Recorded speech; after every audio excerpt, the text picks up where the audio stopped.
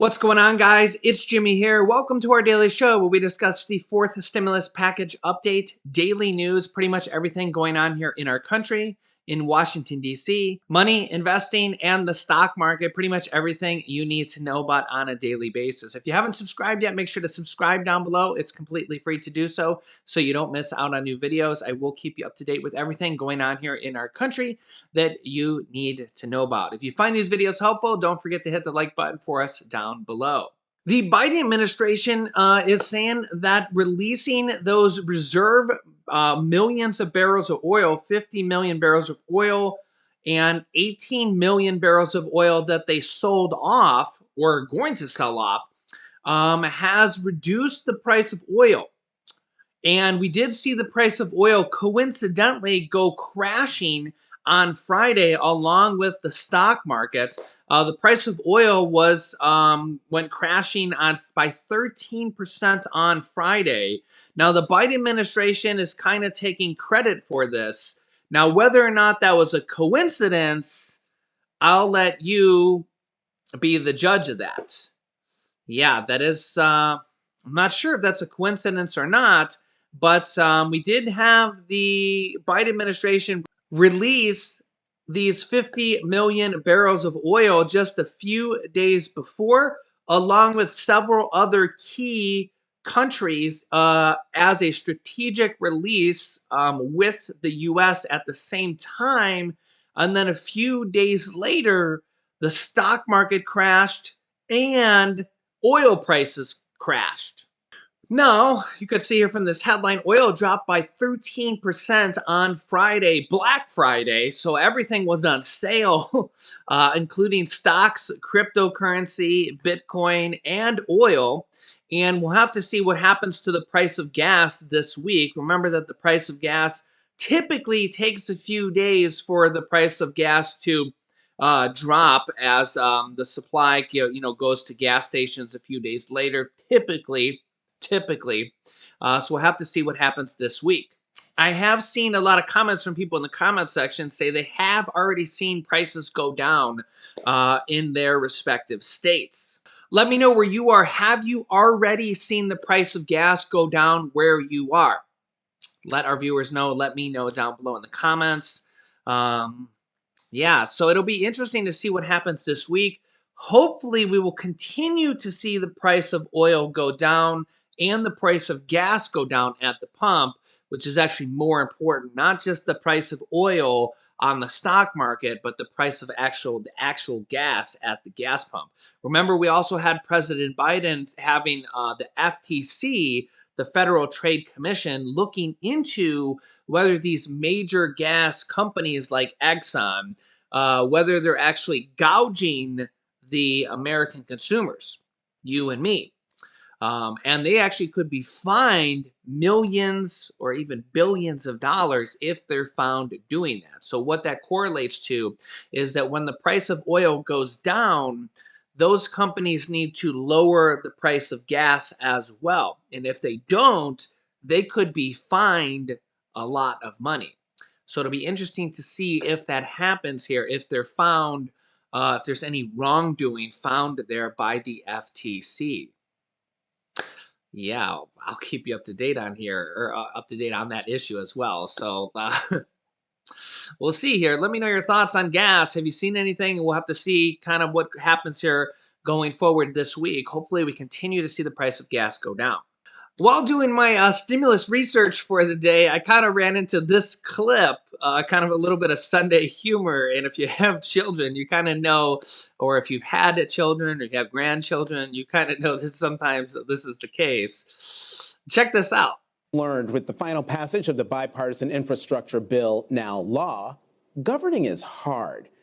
As we're going to be reminded during the continued and torturous negotiations among Democrats over the Build Back Better Act, legislating is hard. It's chaotic. It's messy, filled with fleeting moments of success in between. Now, just before Thanksgiving, I saw a TikTok video posted on Twitter that illustrates this with hilarious clarity. If only real-life legislating were this adorable. Check this out. Kids. in the cup.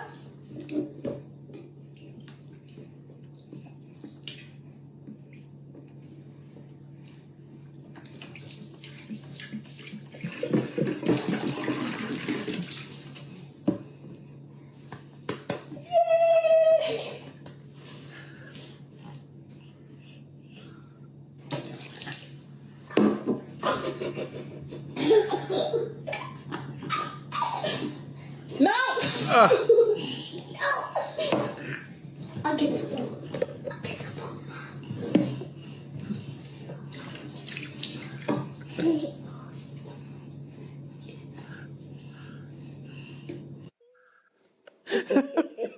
When it comes to the Build Back Better Act, the lesson here for Democrats is simple.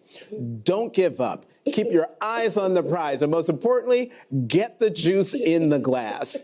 I'm Jonathan Capehart, along with Congresswoman Maxine Waters giggling on the side. This has been The Sunday Show. Honestly, that kind of feels like how Congress works sometimes, doesn't it? Doesn't it, that exact situation feel like how Congress is? It feels how the debt limit situation is as well, and the government shutdown situation, which is like 4 days away at this point. Yeah, they're gonna have to pass a bill to prevent a government shutdown on December 3rd, before December 3rd. To prevent the government from shutting down, we have the debt limit where the government is going to default. Yeah, U.S. government default. Put those two words together and like, what? How is that even gonna like? And yet they haven't done that either yet again. And at this point, I don't even know how they're going to get that done. Republicans aren't saying they're not going to do it.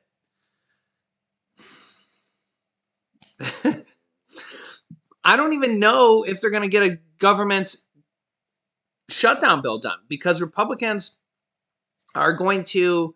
We have a growing number of Republicans saying that they want to have the border wall funding in there.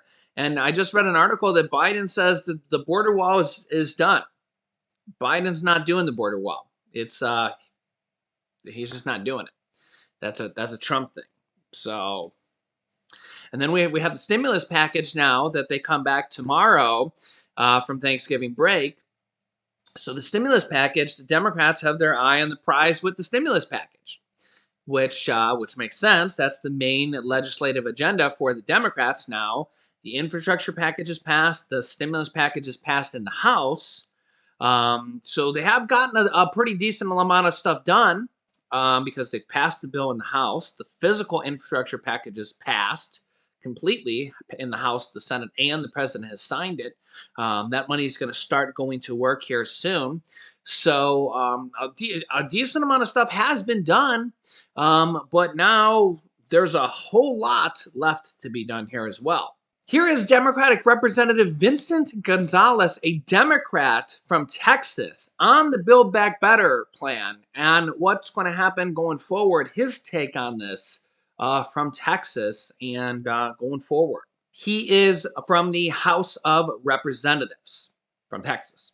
Well, that is good to hear for the folks in your district. But Congressman, before voting for the Build Back Better Act last week, you had voiced concerns. So what changed your mind?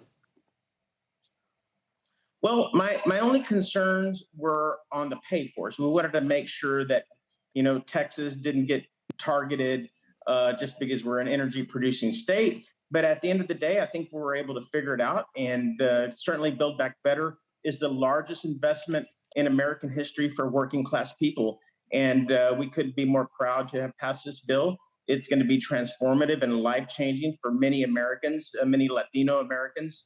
As you know, for the first time, we'll have fully funded pre-K programs for 3 and 4-year-olds. Less than 1 out of 5 Latino children in America have the privilege of pre-K programs.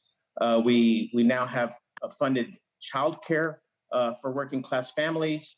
We did a lot for our seniors. We are finally, for the first time in American history, negotiating pharmaceutical pricing. Insulin, which is huge in the Latino community. We have a lot of diabetes in South Texas. $35 cap on insulin shots. Max $2,000 a year out of pocket These are transformative changes that haven't been ever made in this country. President Biden and this administration is doing it. The majority of people agree that this is the right thing to do. And I think we're going to keep the House if we keep on track.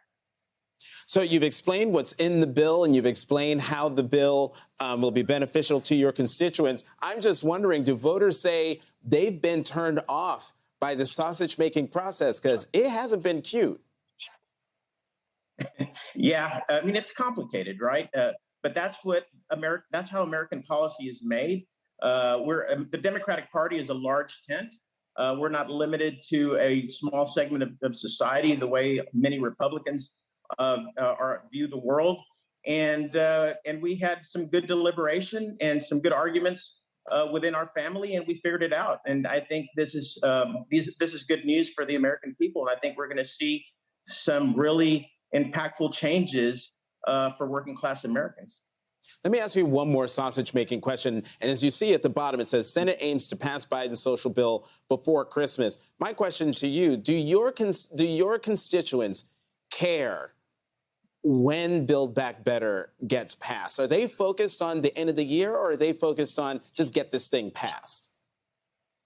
Well, we just need to get it passed, right? We've gone through deliberation for months on end.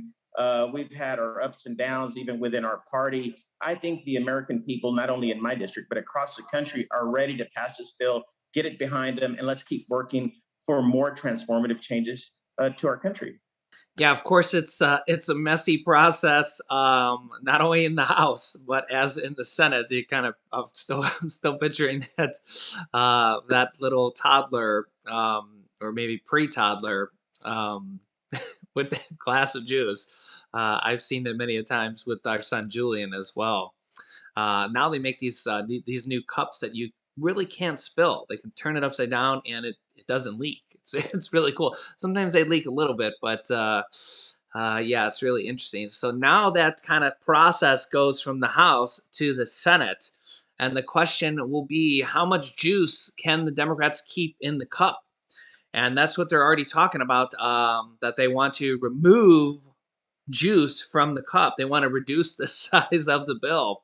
But a lot of people are saying that if they remove juice from the cup, if they reduce things from the bill, that presents an opportunity to add new things to the bill.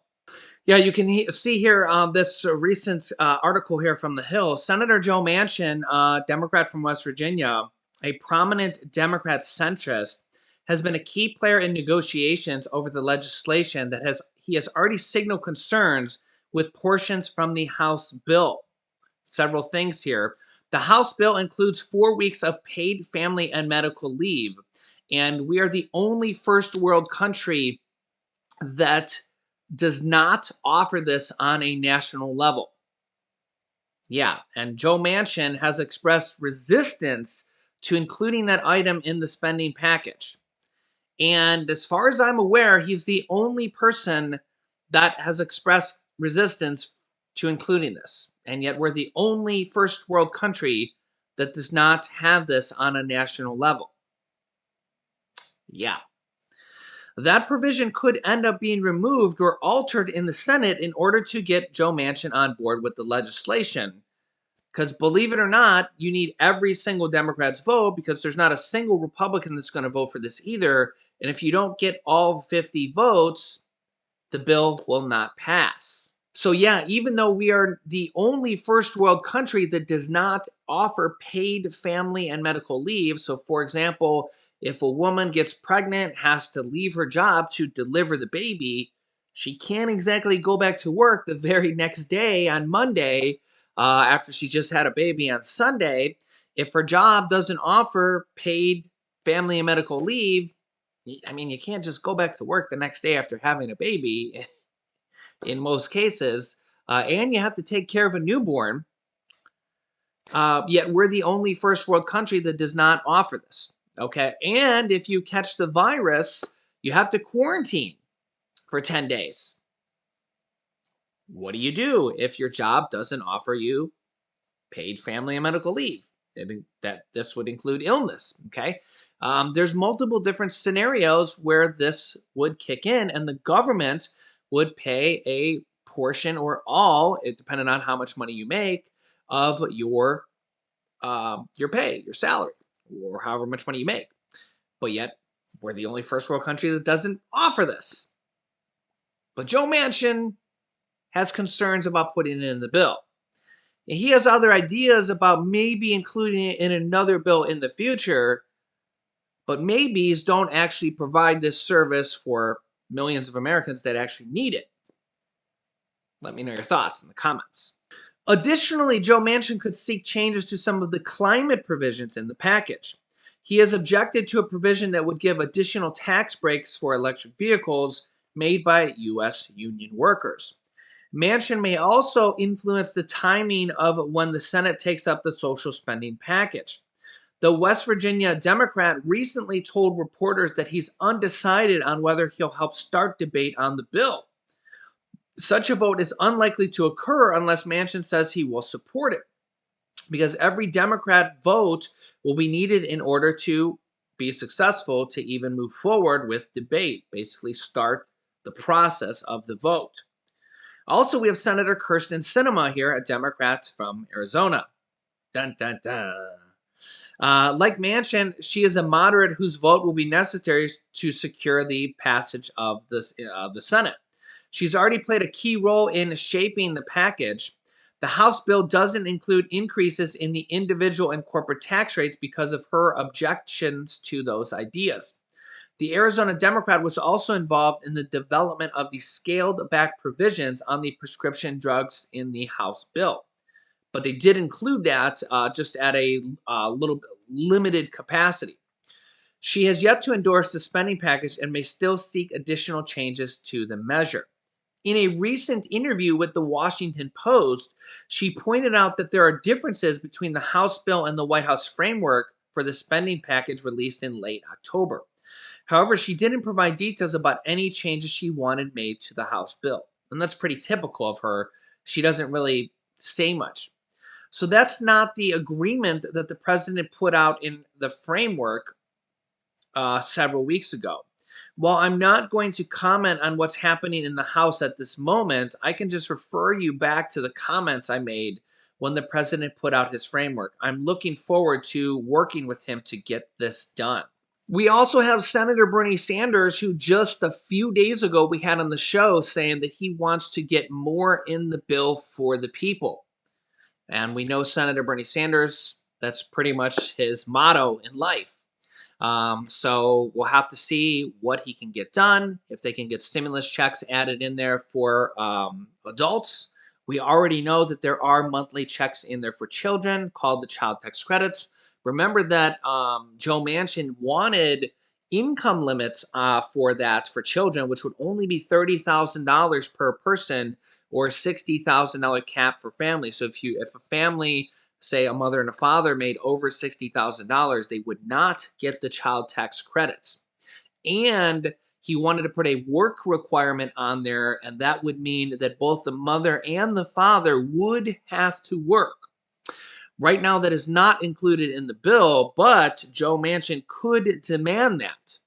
And if one person demands that, like Joe Manchin, they can't pass the bill without his demands. So keep that in mind. That could prevent this entire bill from being passed, or that could mean that the child tax credits would have to get that added in there to get his vote. So just keep that in mind. Okay, so those are possibilities, even though they're not in the bill right now, because Joe Manchin could demand anything he wants, and that is something he has said not too long ago. Okay. So I will keep you up to date on all this. So yeah, there's going to be a lot of different changes here in the Senate. Bernie Sanders is going to be fighting for more things for the people, like possibly vision and dental for seniors on Medicare. He has already gotten hearing and hearing aid benefits added in there for Medicare as well. Senator Joe Manchin is kind of fighting to not have Medicare benefits added in because he's concerned about the solvency of Medicare down the road. He says that potentially in 6 years that Medicare could run into solvency issues. I personally don't think that's an issue because they're giving billions of dollars to Medicare in this package. So if you're kind of giving money, I mean, it's a stimulus package, you're giving billions of dollars to Medicare, shouldn't be an issue, right? It's kind of like bailout money, you could say, or stimulus money, right? If you're giving money to Medicare to pay for these things, right, it doesn't really sound like an issue to me. So, and also same thing with Social Security, right? There's two new bill proposals to raise Social Security by hundreds of dollars per month for individuals. The naysayers will say, "Oh, but Social Security is going to run out of money in 16 years or something like that," right? But if you pay for those raises through various different things like Social Security taxes on individuals making over $400,000 and tweaking things, or putting the money back from when the government borrowed money from the Social Security Trust Fund, right? Or just tweaking things, right? It won't matter. Or if you give Social Security money through stimulus funds, right? Um, Social Security will never run out of money if you do those type of things, right? So again, they can give billions and trillions of dollars to Wall Street firms and bank firms and GM and things like that when they need money. So I personally think that Social Security, if and when they ever need money, they can just give them money like a bailout. Because again, they can do it with banks and automakers and all sorts of different companies like that. To me, it just seems like a no brainer. If Social Security, Medicare, anything like that ever needs money, you can just give them money like they do all these other companies. And remember that the government literally just kind of raided the Social Security Trust Fund years ago. So they kind of like owe them money anyways, per se, in a way. So I'll keep you up to date with everything here. Let me know your thoughts in the comments. It's going to be a very big week coming up here. The Senate and the House are back in session now after their kind of short Thanksgiving break.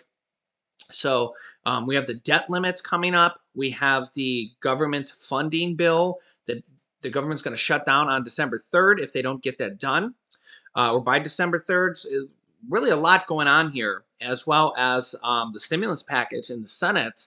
And that's going to change significantly. So make sure to subscribe down below. New videos come out here every day at 10 a.m., 3 p.m., and 8 p.m. Eastern Standard Time. You can click here to watch my newest video next. This top video is about how there's new student loan forgiveness by billions of dollars going out here as well. And this bottom video is about the new Social Security increases coming out here hopefully soon. So click on one of those videos next. Thanks, guys, and I will see you in the next video.